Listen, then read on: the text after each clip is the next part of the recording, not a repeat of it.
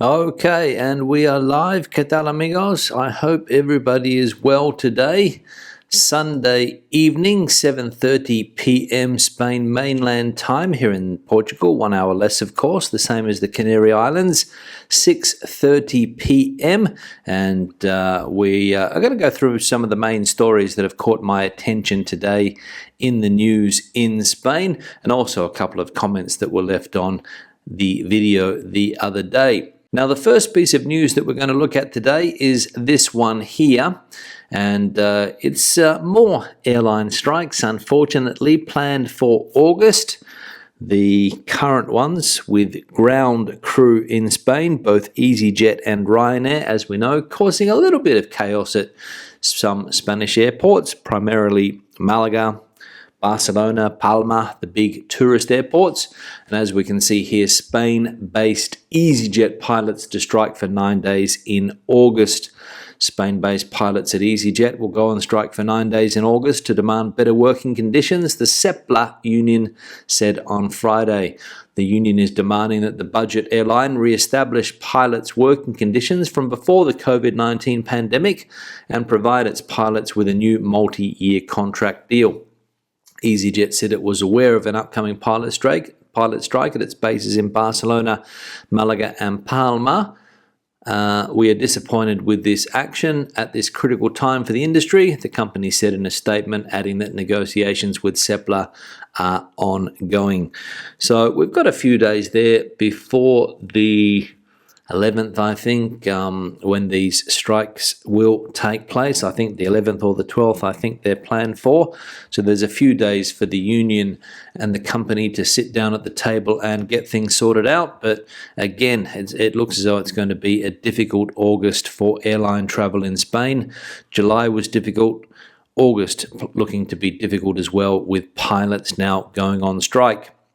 And as we saw there, they want the working conditions from before COVID-19 to be re-established. So obviously the company has changed working conditions during the pandemic, and those conditions continue in place apparently, or at least according to the pilots union for easyjet in Spain. There we go. So more travel chaos for August in Spain, no doubt, with easyjet pilots planning that strike. Roland's asking the question about banks in Spain. So we'll put this one here on the screen. We have a bank account with Sabadell in Marbella. Is there a better bank with lower fees? So the problem, Roland, at the moment is that banks have disappeared in Spain over the last decade or so, and there's not much choice anymore. There's only 5 or 6 banks available.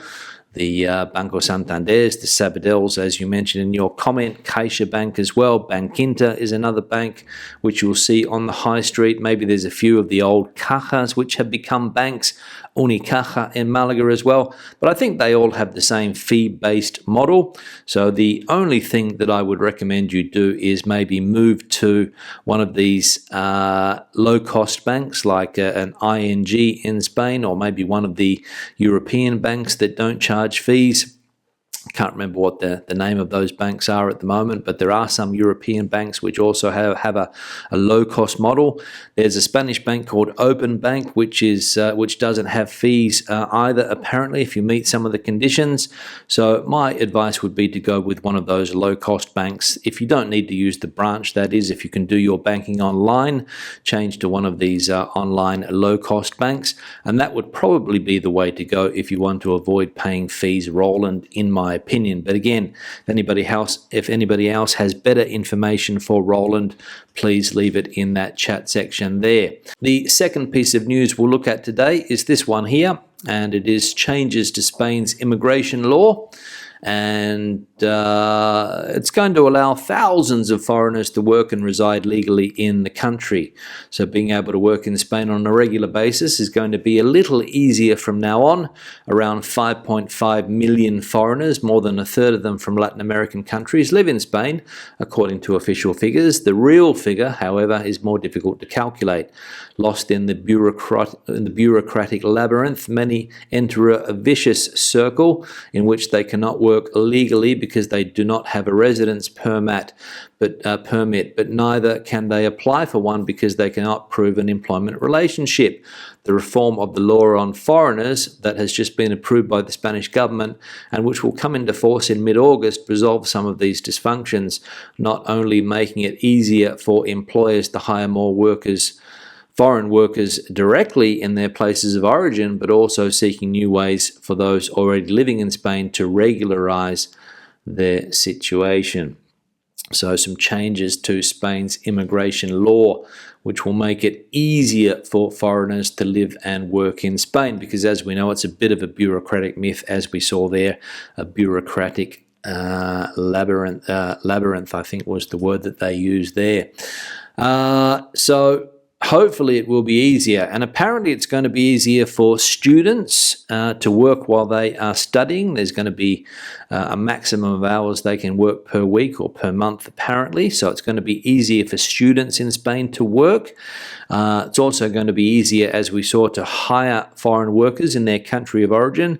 So if somebody in a foreign country has the qualifications that a Spanish company is looking for, instead of that person having to come to Spain and go through the bureaucratic hurdles, they can do it in their country of origin, which is good. Professional training as well. Apparently, if somebody has been living in Spain already for 2 years and they commit to a training course, they can get a 1-year visa extended, which can be extended after that period of time. So people that are working illegally in Spain get a visa for 12 months.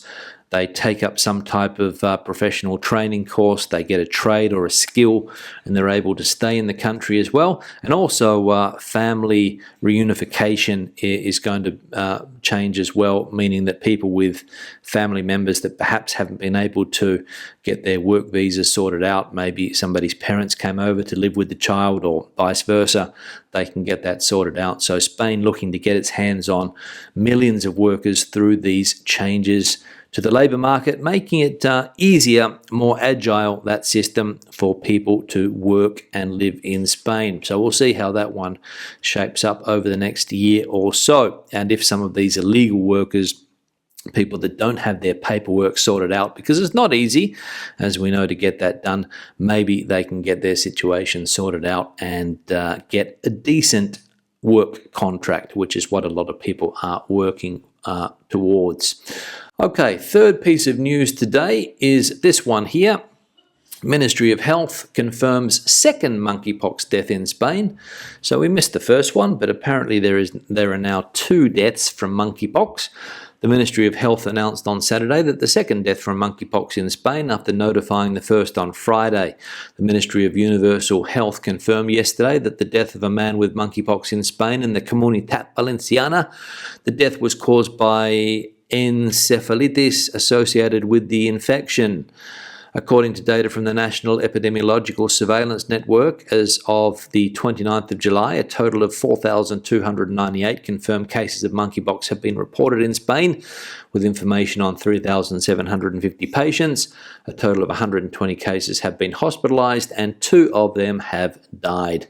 So there we go. We've got 2 reported deaths now from monkeypox, and just under 4,300 cases confirmed in Spain. We saw the other day in Cádiz there was a tattoo parlor which was the source of an outbreak. People apparently going into that tattoo parlor and coming out with monkeypox.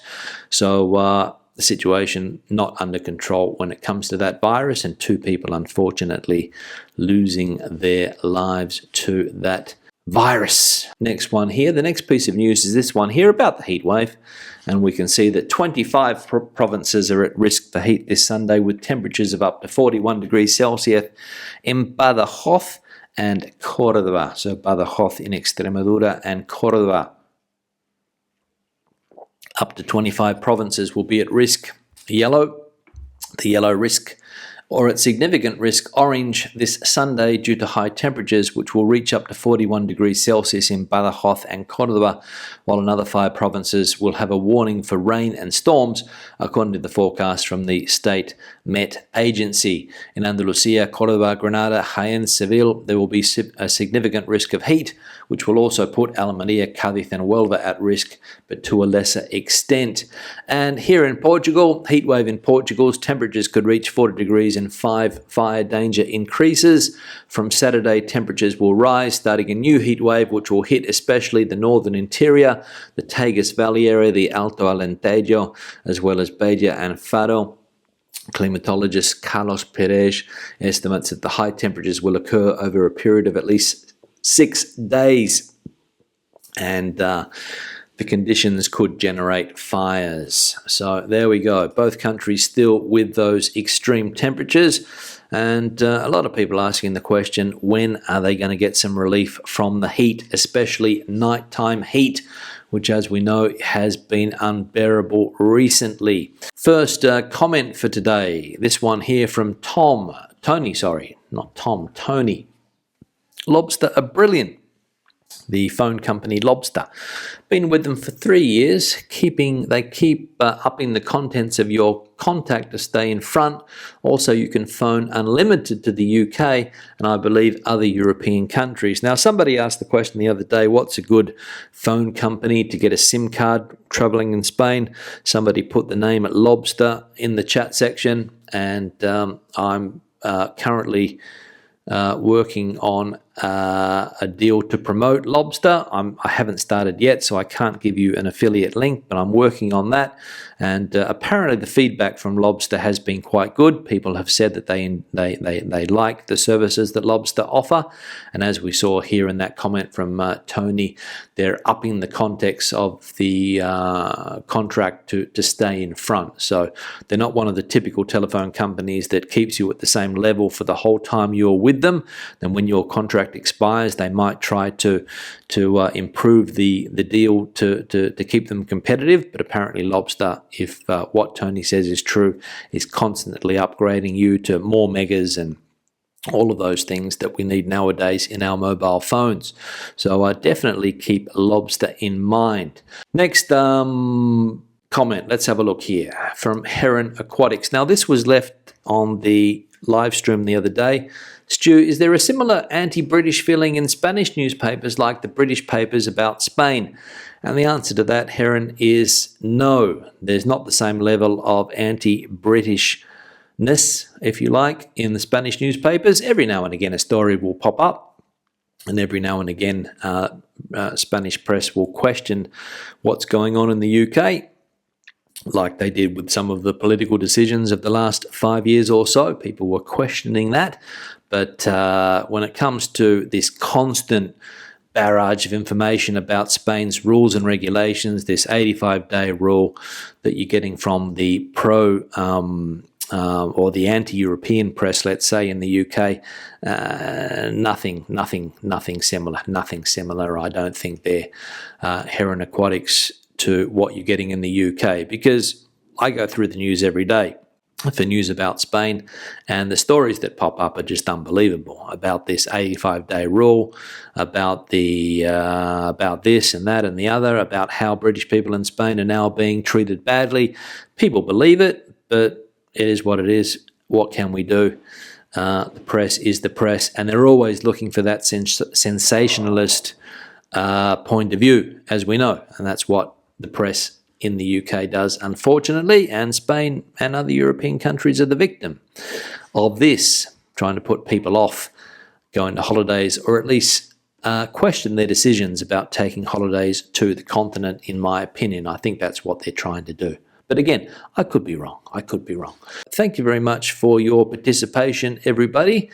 It's been a pleasure as always. Thank you very much for your participation in the chat section. Thanks for watching. Thanks for giving the video a like if you did so. Normal video tomorrow as usual. So hope to see you then. Hasta luego.